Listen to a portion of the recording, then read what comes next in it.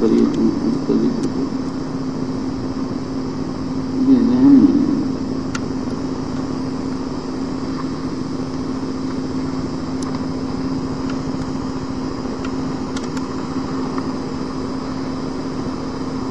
وبالإسناد المتصل منا إلى أمير المؤمنين في حديث رسول الله صلى الله عليه وسلم أبي عبد الله محمد بن إسماعيل البخاري رضي الله عنه قال باب ما جاء إن الأعمال بالنية والحسبة ولكل امرئ ما نوى.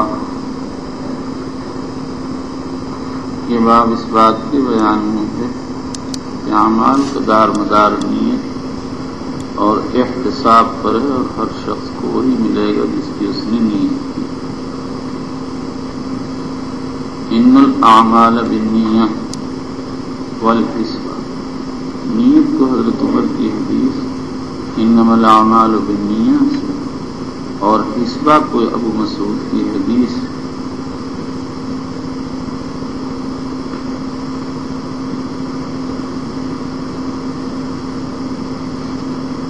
نفقۃ الرجل علی اہلہ یحتسبها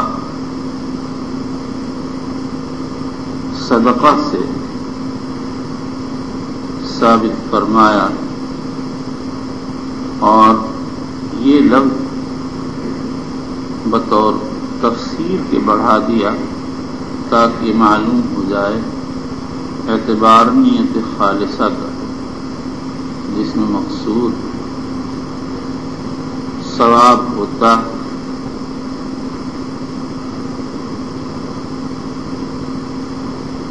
وَإِنَّمَا لِامْرِئٍ مَا نَوَى، حضرت عمر کی حدیث کا ٹکڑا اس کو لا کر یہ اشارہ فرما دیا کہ عامل کو وہی چیز حاصل ہوگی جس کی نیت کی ہے. امام بخاری نے اس ترجمے سے یہ اشارہ کیا کہ تمام امور دینیہ میں نیت کا اعتبار ہے. چاہیے تو یہ تھا کہ یہ ترجمہ علی الاطلاق سب سے پہلے ذکر کر دے، لیکن اس پر ایمان کو اس لیے مقدم کر دیا کہ ایمان کے بغیر کسی چیز کا اعتبار نہیں، اور بدالوحی کو اس لیے مقدم کر دیا سب پر کہ کتاب میں جو کچھ ذکر کیا گیا ہے اس کا قابل اعتماد ہونا اس بات پر مبنی ہے کہ حضرت نبی اکرم صلی اللہ تعالی علیہ وآلہ وسلم اللہ کے نبی کے آپ پر وحی الہی نازل ہوتی تھی.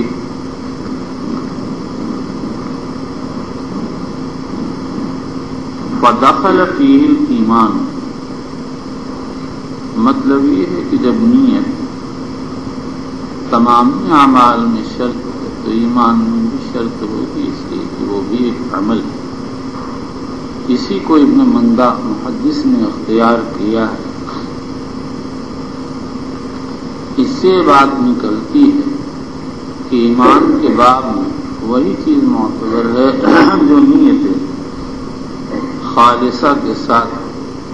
اگر نیت کا وجود ہی نہ ہو، جیسے کوئی آدمی کسی کتاب میں کلمہ پڑھ لے، کسی کتاب میں لکھا ہوا کلمہ پڑھ لے، یا بلا ارادہ نقل کے طور پر زبان سے کلمہ کہہ لے، یا نیت ہو تو لیکن خالص نہ ہو.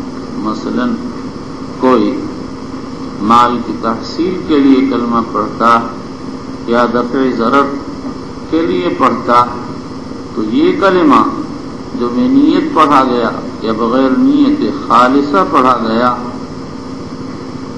نافع نہ ہوگا. اس تقریر سے معلوم ہو گیا کہ امام بخاری رضی اللہ عنہ نے باب اذا لم يكن الاسلام علی الحقیقت میں وہی قول اختیار کیا جو مشہور ہے، جس کو ان کی طرف ابن تیمیہ اور ابن کثیر نے منسوب کیا کہ وہ اعراب کے قول آمنا کو ان کے حق میں نافع نہیں مانتے، بلکہ اس کو منافقین کے قول جیسا تصور کرتے ہیں۔ یہ وہ بات ہے جس کا میں نے باب مذکور میں وعدہ کیا تھا کہ اپنی جگہ بیان آئے گا۔ حافظ ابن حجر عسقلانی کہتے ہیں ایمان میں نیت کے معتبر ہونے کا مسئلہ مصنف کے مسلک پر ہے، جو یہ کہتے ہیں ایمان عمل ہے، اور ایمان بمعنی تصدیق نیت کا محتاج ہے، جیسے دیگر اعمال قلوب کا حال ہے۔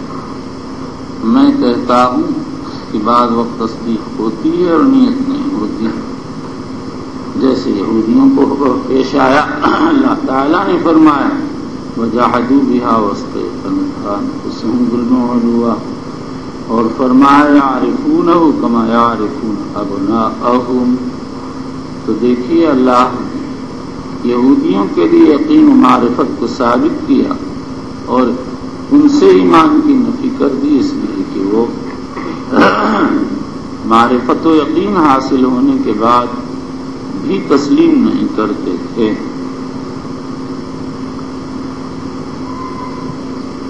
علامہ ابن بطال اور انہی کے اتباع میں کرمانی نہیں کہتے ہیں بخاری نے اس ترجمے سے مرجئہ پر رد کیا ہے، جو کہتے ہیں ایمان قول لسان کا نام ہے، عقد قلب کا نام نہیں ہے۔ میں کہتا ہوں کہ اس تخصیص کی کوئی وجہ نہیں۔ امام بخاری رضی اللہ تعالیٰ عنہ نے وہ یہ ترجمہ کتاب الایمان میں ذکر کیا ہے، لیکن اس کی وجہ وہ ہے جو پہلے بیان ہو چکی کہ نیت تمام امور میں ضروری ہے، ورنہ امام بخاری نے ترجمے میں ایمان کی تخصیص نہیں کی، بلکہ دیگر اعمال کو بھی ذکر فرمایا ہے۔ پہلے ایمان کو ذکر کیا کہ وہ اصل و بنیاد ہے، پھر فرماتے ہیں والوضو، وضو کے اندر ایمان کا نیت کا معتبر ہونا مختلف بھی ہے۔ حضرت امام مالک، شافعی، احمد ابن حنبل، اسحاق ابن راہویہ، داؤد ظاہری کہتے ہیں نیت معتبر ہے، ضروری ہے، اور امام حسن ابن صالح اوزاعی اور ظفر کہتے ہیں نیت مطلقاً طہارت میں معتبر نہیں، ضروری نہیں، نہ طہارت بالماء میں نہ طہارت بالتراب میں۔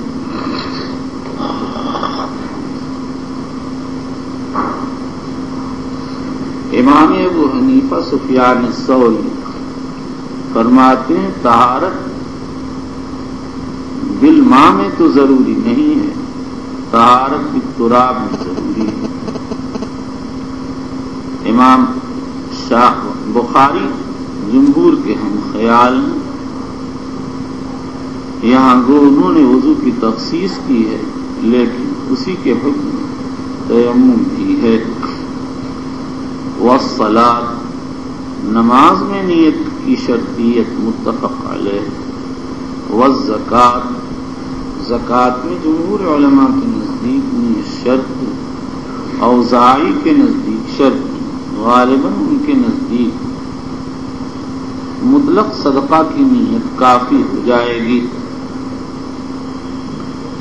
والحج، حج میں سب کے نزدیک نیت ضروری ہے، صرف سرورہ کا مسئلہ مختلف کیا۔ اگر کسی نے اپنا حج نہ کیا اور اس کے بعد کسی کی طرف سے حج بدل کرتا تو کیا اس کی نیت کا اعتبار ہوگا یا نہیں؟ حنفیہ وغیرہ تو اعتبار کرتے ہیں اور کہتے ہیں کہ شخص کا حج بدل مع الکراہت ادا ہو جائے گا، لیکن اکثر علماء امام مالک، امام شافعی، امام احمد وغیرہ اعتبار نہیں کرتے، اس لیے کہ امام ابو داؤد نے ابن عباس کی ایک روایت نقل کی ہے حضور اکرم صلی اللہ علیہ وسلم نے ایک شخص کو سنا کہہ رہا تھا لبیک ان شبرما، تو آپ نے فرمایا من شبرما؟ اس نے بتایا ابن اخی اور فلاں.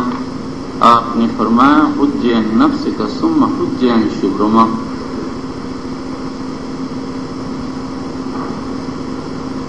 والصوم، روزے میں جمہور علماء کے نزدیک نیت شرط.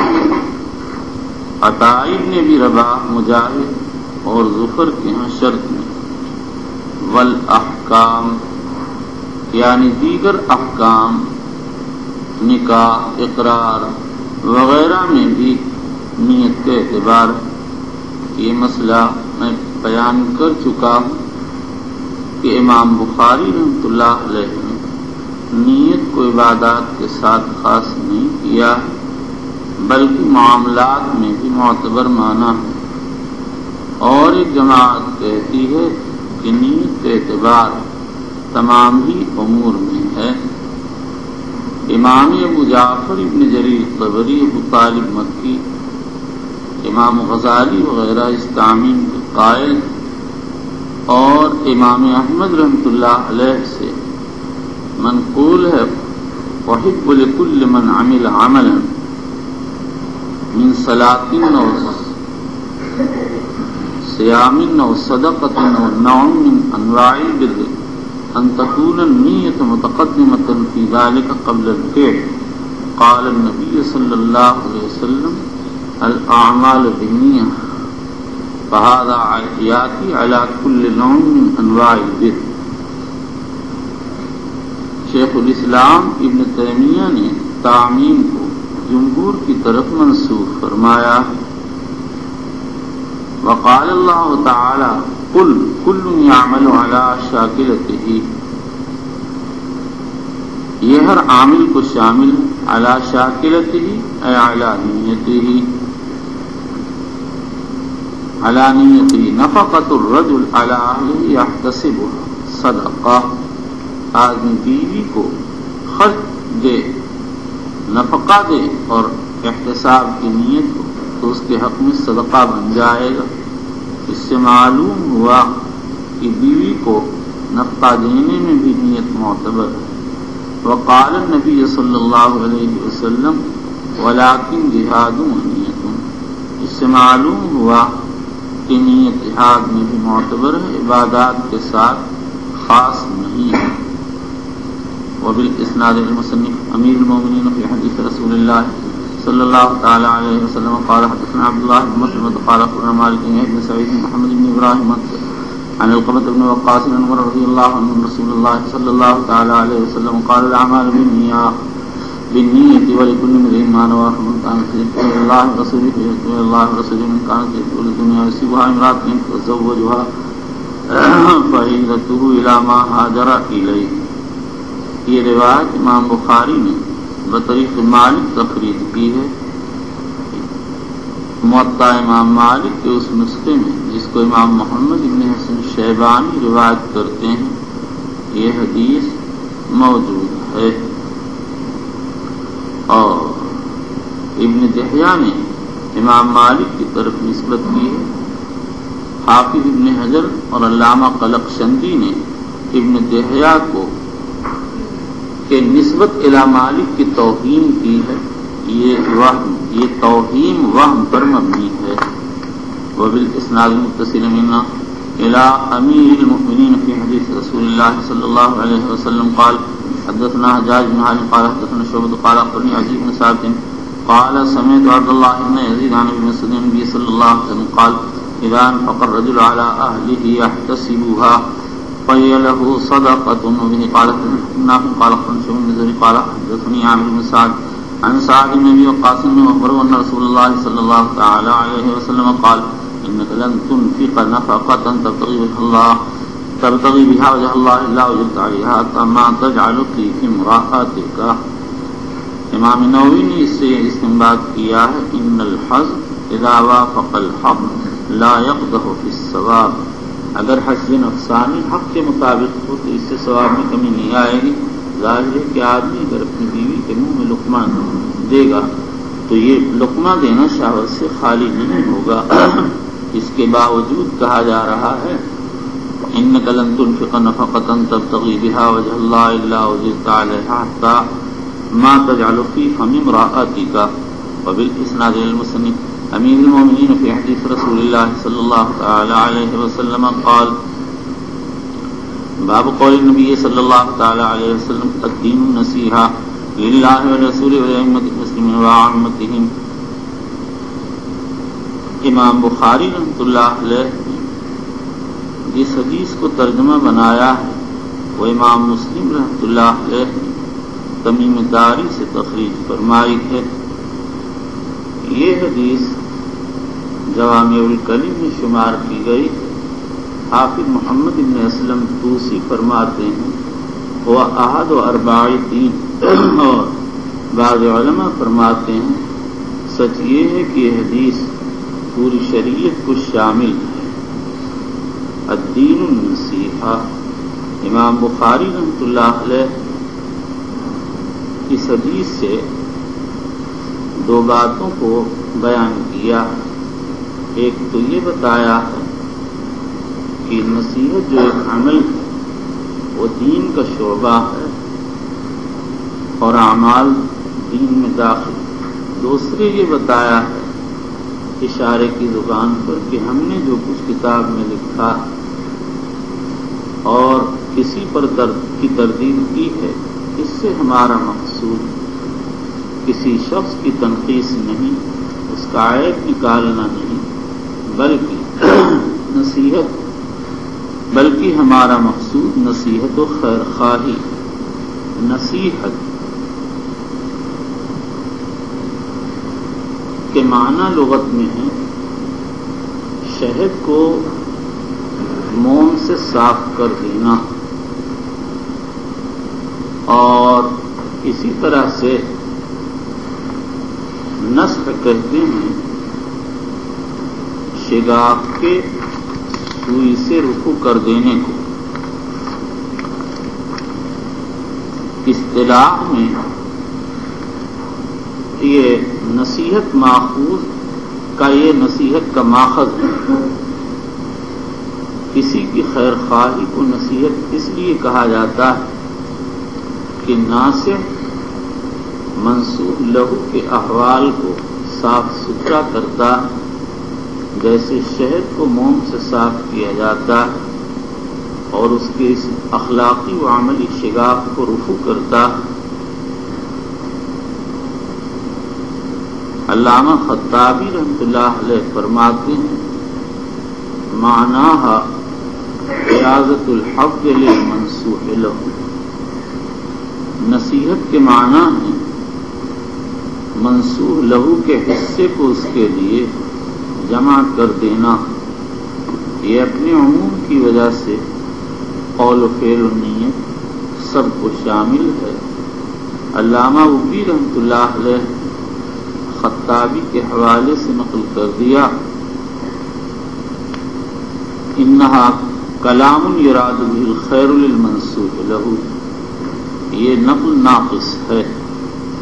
محمد ابن نصر مروزی فرماتے ہیں النصیحۃ عنایۃ القلب للمنصوح لہ. قلب کا توجہ دینا منصوح لہ کے حق میں. مروزی کے اس کلام سے معلوم ہوا کہ نصیحت نیت کی ایک قسم ہے. ان کی مراد یہ ہے کہ نصیحت کا اصل سرچشمہ انسان کا دل ہے، اور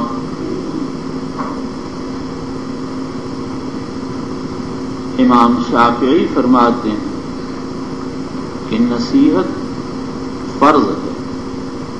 ابن بطال کہتے ہیں کہ واجب علی الکفایہ.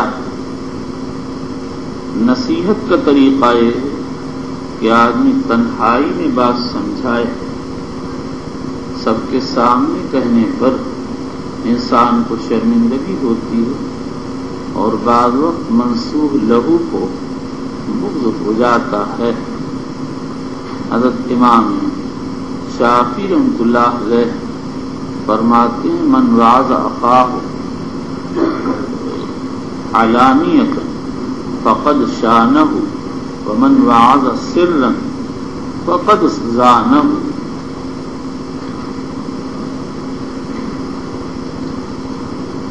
ان کے پورے الفاظ ابو نعیم اور بیہقی نے مناقب شافعی میں نقل کیے ہیں. من وعظ اخاہ سرا فقد نصحہ وزانہ ومن وعظ اخاہ علانیۃ فقد فضحہ وشانہ. لیکن اس سے اساتذہ کی تعلیمات یا شیوخ کی تعلیمات مستثنیٰ، اس لیے کہ سارے طلباء تعلیم کے محتاج ہوتے ہیں. استاد اگر کسی بات پر نکیر کرتا وہ مخاطب ایک شخص ہوتا، لیکن مراد سب کو تنبیہ ہوتی ہے تاکہ سب اخلاق حاصل کریں. اس لیے مخاطب کو یہ نہ سمجھنا چاہیے کہ اس کی ذات ہی کو مقصود بنایا گیا ہے اور اس کی تنقید کی گئی ہے. البتہ نہ سے اپنا جائزہ لے کہ آیا وہ نصیحت کرنے میں نیک نیت ہے یا نہیں. انتقام کے جذبے کے تحت برا بھلا نہ کہا جائے، اصلاح کے جذبے کے تحت کہا جائے.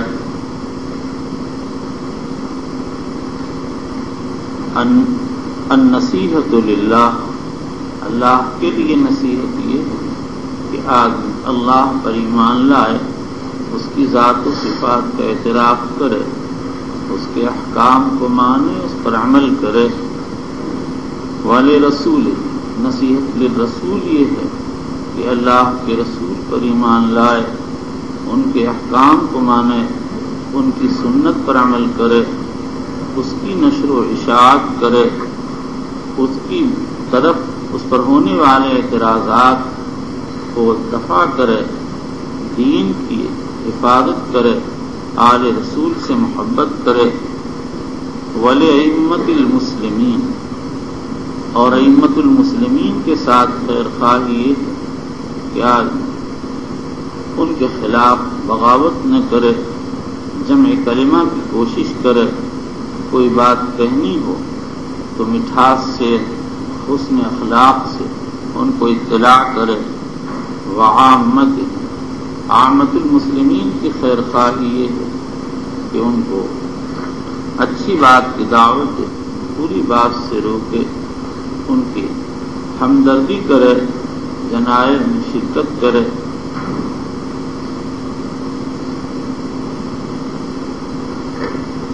وقوله تعالی اذا نصحوا للہ ورسولہ، مصنف نے آیت لا کر یہ اشارہ کیا کہ نصیحت للہ اور رسول کا ثبوت قرآن کریم سے ہے. وبالاسناد المصنف امیر المؤمنین فی حدیث رسول اللہ صلی اللہ علیہ وسلم قال حدثنا اسماعیل قال حدثني قيس بن ابي حاتم بن عبد الله البجلي رضي الله عنه قال بايعت رسول الله صلى الله عليه وسلم على اقام الصلاة والنصح لكل مسلم. یہ حدیث اسی سند سے کتاب الشروط میں آ رہی ہے. اس حدیث میں شہادتین کا ذکر نہیں، لیکن یہی روایت کتاب البیوع میں آ رہی ہے، وہاں شہادتین کا ذکر ہے. حدیث میں اقام الصلاۃ و ایتاء الزکاۃ کی تخصیص ان کی شہرت کی وجہ سے کی گئی ہے اور باقی امور کو ذکر نہیں کیا گیا، اس لیے کہ حدیث میں ایک ٹکڑا وعلی السمع والطاعہ جو آئندہ کتاب البیوع میں آ رہا، اس میں تمام امور شریعت اجمالی طور پر آ گئے. والنصح لکل مسلم، ہر مسلمان کی خیر خواہی، ہر مسلمان کے ساتھ اچھی نیت کی جائے، خیر خواہی کا جذبہ دل میں ہونا چاہیے. اور حضرت جریر نے اس پر یہاں تک عمل کیا کہ طبرانی نے نقل کیا کہ ایک مرتبہ ان کے غلام نے کسی شخص سے 300 درہم کا ایک گھوڑا خریدا. جب مالک آیا تو فرمایا دیکھ لے تیرا گھوڑا 300 سے اچھا؟ اس نے کہا آپ جتنا چاہیں دے دیں۔ فرمایا 400 لے لے۔ اس نے کہا بہت اچھا۔ فرمایا تیرا گھوڑا 400 سے اچھا ہے۔ بڑھاتے بڑھاتے 800 درہم دے کر پھر گھوڑا لیا۔ سبحان اللہ، ان حضرات کا جذبہ اتباع رسول کیسا سبق لینے کی چیز ہے۔ وبالاسناد المصنف رضی اللہ عنہ قال حدثنا ابو النعمان قال حدثنا ابو عوانة قال زياد بن علاقة قال سمعت جرير بن عبد الله رضي الله عنه يوم مات المغيرة بن شعبة قال قام فحمد الله وأثنى عليه وقال عليكم باتقاء الله تعالى وحده لا شريك له والوقار والسكينة حتى يأتيكم إنما يأتيكم الآن ثم قال استعفوا لأميركم فإنه كان يحب العفو ثم قال ما بعد فإني أتيت النبي صلى الله عليه وسلم قلت بايعك على الإسلام فشرط عليه والمسألة كل مسلم فبايعت ولا هذا ورب هذا المسجد إني لناصح لكم ثم استغفر ونزل یوم مات المغیرہ بن شعبہ، مغیرہ بن شعبہ کی وفات کوفہ میں سن 50 ہجری میں ہوئی ہے۔ چونکہ عام طور سے حکام کے مرنے کے بعد انتشار ہوتا ہے اور اس کا خطرہ ہوتا ہے، اور خاص طور سے کوفہ کا تو مزاج تھا، اس لیے حضرت جریر بجلی رضی اللہ تعالی عنہ نے طمانینۃ السکون کی تلقین فرمائی اور فرمایا علیکم باتقاء اللہ وحدہ لا شریک لہ والوقار والسکینہ، اللہ سے ڈرو اور وقار و سکینت اختیار کرو، حتی یاتیکم امیر، یہاں تک کہ تمہارے پاس امیر آ جائے۔ بعض کہتے ہیں اپنے نفس کو مراد لیا، ظاہر یہ ہے مراد یہ تھی کہ دارالخلافہ سے کوئی شخص متعین ہو کر امیر بن کر آ جائے۔ فإنما یاتیکم الآن، یعنی زیادہ دیر نہیں لگے گی، جلد سے جلد وہاں سے حاکم آ جائے گا۔ ثم قال استعفوا لأمیرکم فإنه کان یحب العفو، یہ جزا من جنس الفعل، یعنی تمہارا امیر عفو کو پسند کرتا تھا، لہذا تم اس کو اس کے عمل کا اسی کی جنس سے بدلا دو، اس کے لیے مغفرت کی دعا کرو۔ اور پھر حدیث نبی سنائی کہ میں نے نصیحت کے لیے بیعت کی تھی، اس وقت جو کچھ کیا نصیحت و خیر خواہی کی بنیاد پر کیا۔ ثم استغفر ونزل عن المنبر، استغفر حافظ ابن حجر کہتے ہیں اس سے براءت اختتام کی طرف اشارہ کیا، ان کی استغفار خواتین امور میں مشروع ہے اور حضور صلی اللہ علیہ وسلم سے ثابت ہے۔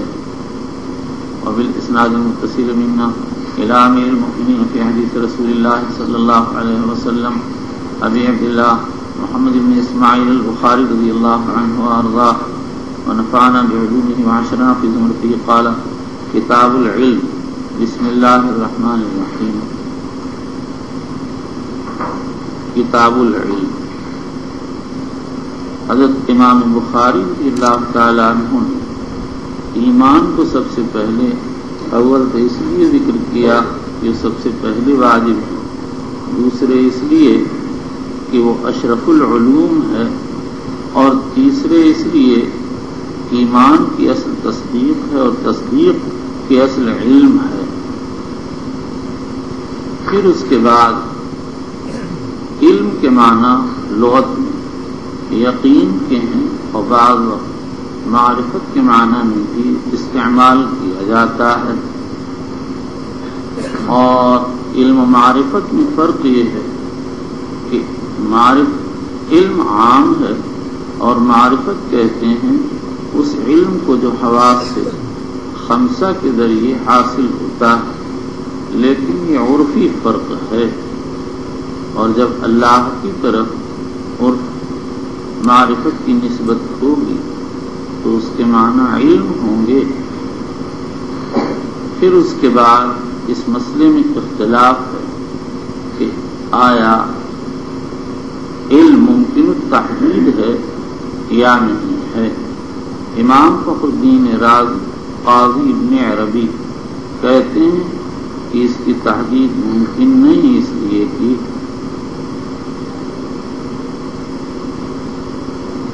یہ ضروری اور بدیہی ہے،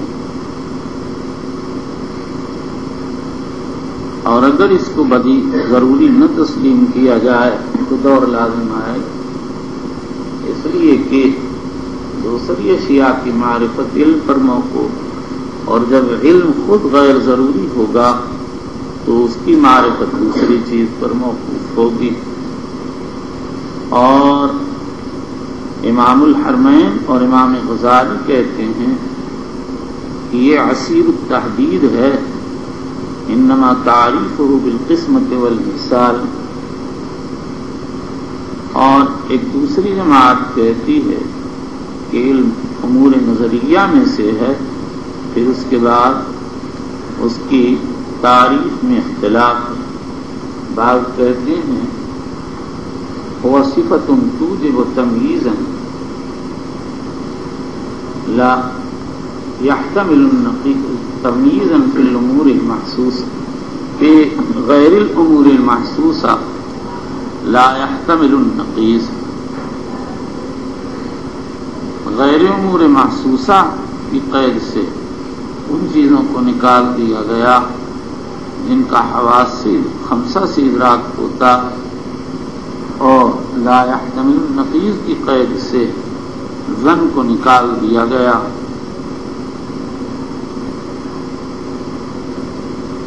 امام مالک رحمۃ اللہ، علامہ قطبی نے امام مالک سے نقل کیا، لیس العلم بکثرت الروایہ انما هو نور یجعلہ اللہ تعالی فی قلب من شاء۔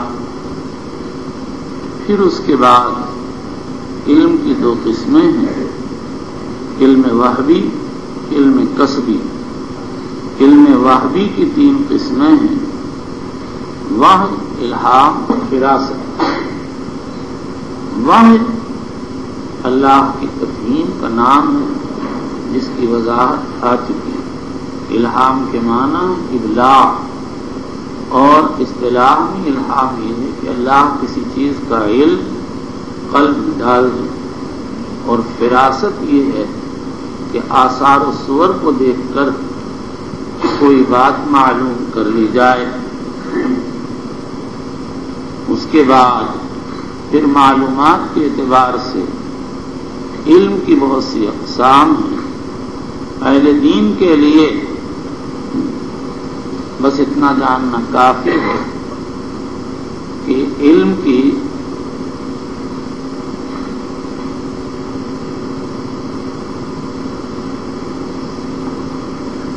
دو قسمیں ہیں، علم دنیا، علم دین۔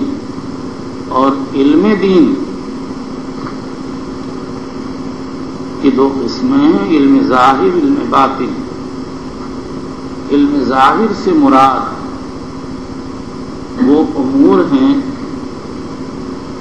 جو کتاب و سنت سے ظاہری طور پر سمجھ میں آتے ہیں، ہر شخص اس کو جان لیتا ہے۔ اور علم باطن سے مراد وہ امور ہیں جن کا تعلق انسان کے باطنی امراض سے ہے، اس کو وہی لوگ جانتے ہیں جو ماہرین ہوتے ہیں، عارفین ہوتے ہیں۔ اگر کوئی علم ظاہر کی مخالفت کرتا ہے تو سلاطین کی تلوار کے نیچے آ جاتا ہے، اور اگر کوئی علم باطن کی مخالفت کرتا ہے تو مالک الملوک کی تلوار سے ہلاک ہو جاتا ہے۔ یعنی اگر کوئی شخص علم باطن کی مخالفت کرتا ہے تو اس کا آخرت میں نقصان ہوتا ہے، اس لیے کہ علم باطن میں تواضع، انکساری، توکل علی اللہ وغیرہ اخلاق عالیہ کی تعلیم دی جاتی، اور اخلاق ردیہ ناقصہ سے روکا و منع کیا جاتا ہے۔ اور ظاہر ہے کہ یہ چیزیں شریعت کی روح سے معمول و مطلوب. حضور نے احسن اخلاق کی دعا کی، صحیح اخلاق سے اجتناب کی دعا فرمائی.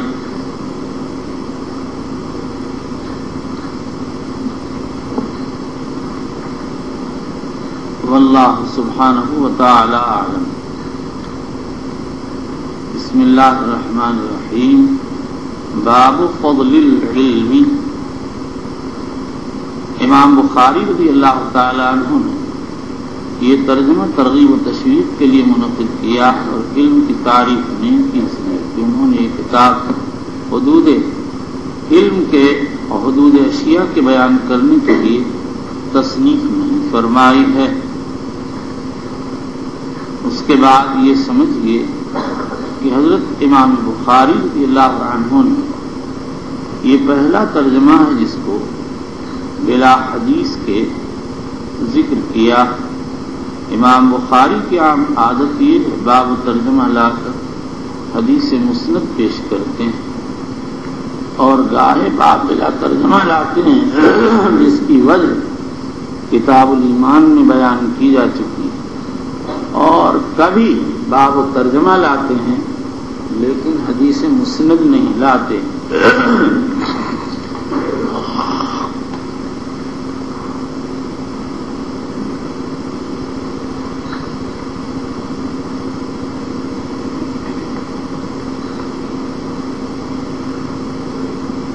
اس کی وجہ یا تو یہ ہے کہ امام بخاری کو کوئی روایت ان کے شرط کے مطابق نہیں ملتی، یا ملتی ہے لیکن اس کو درج کرنے کا موقع نہیں مل پاتا، مگر یہ بعید ہے.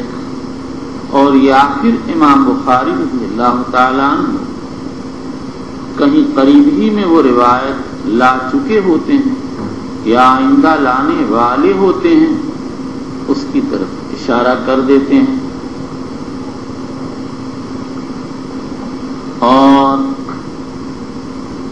کبھی ایسا بھی ہوتا ہے کہ باب کے تحت جو آیات یا احادیث معلقات یا آثار پیش کرتے ہیں ان پر اکتفا کر لیتے ہیں.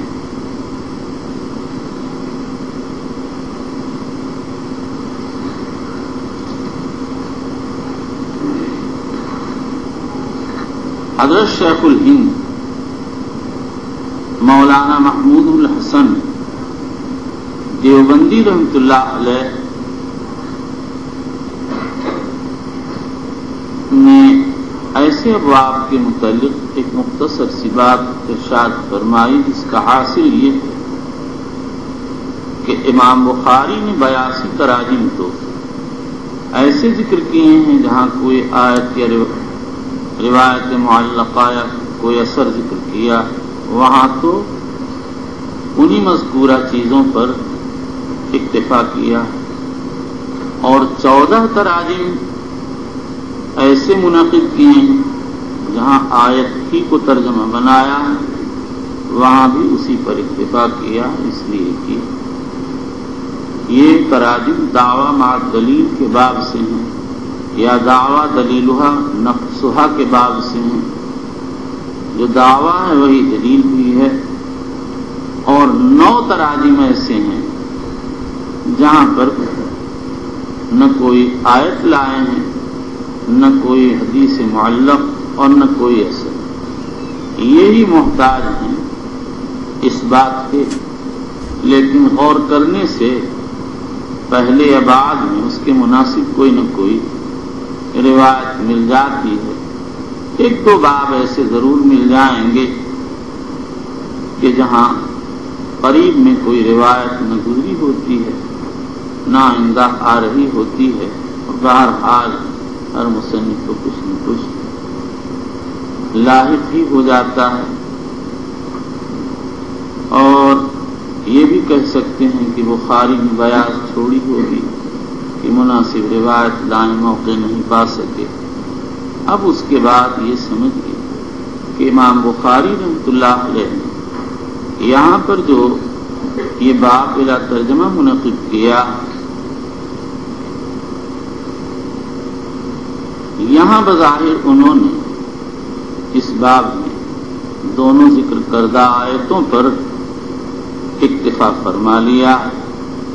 بعض علماء یہ کہتے ہیں کہ باب رفع الصوت بالعلم کے بعد ابن عمر کی ایک حدیث آ رہی ہے، وہ اس باب کی حدیث تھی، کسی ناسخ میں غلطی سے اس کو دوسری جگہ پہنچا دی، لیکن یہ احتمال محض ہے، اس کی کوئی دلیل نہیں۔ حضرت گنگوہی رحمۃ اللہ علیہ کہتے ہیں کہ آئندہ باب میں جو ابو ہریرہ کی روایت اذا وسد الامر الى غیر اہلہ فانتظر الساعة آ رہی ہے، اس سے امام بخاری نے اپنا ترجمہ ثابت کیا ہے، اس لیے کام نااہل کے سپرد اسی وقت ہوگا جبکہ اہل مفقود ہو جائیں۔ حدیث اس بات کی دلیل ہے کہ علم بقائے عالم کا سبب ہے اور علم کا نہ ہونا فساد عالم کا سبب اور ذریعہ ہے۔ واللہ تعالی اعلم۔